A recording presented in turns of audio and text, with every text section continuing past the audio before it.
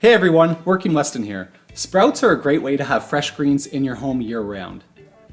Today, I'm going to show you how to turn this into this. With that being said, let's get to work.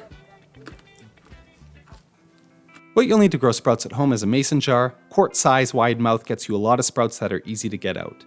Cheesecloth, a container, and your sprout seeds. Alfalfa is really easy to grow. 2 tablespoons is pretty good amount for a jar this size. Fill it up about halfway with water and let the seeds soak. While they're soaking, cut your cheesecloth to the size of the opening of your jar and screw it on top of your jar. After 3 or 4 hours, give your jar a shake and dump out all the extra water.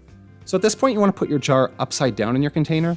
This lets the extra water drain off while keeping the humidity up in the jar. You don't have to put it in the dark, but it shouldn't be in direct sunlight either. Once a day for the next 4 to 5 days, you want to fill your jar up with water and dump out the extra.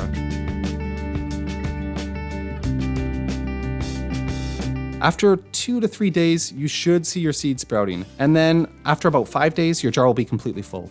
Now by this point, I like to take the sprouts out, put them on a tiny little cutting board, and take a bunch of glamour shots of them. Once they've dried off, I put them in a container and into the fridge, where I usually forget about them and find them rotten about 2 weeks later. I hope you enjoyed this straightforward how-to video. Hit like if you'd rather eat Doritos, and subscribe if you don't make friends with salad. Also comment below on everything I did wrong.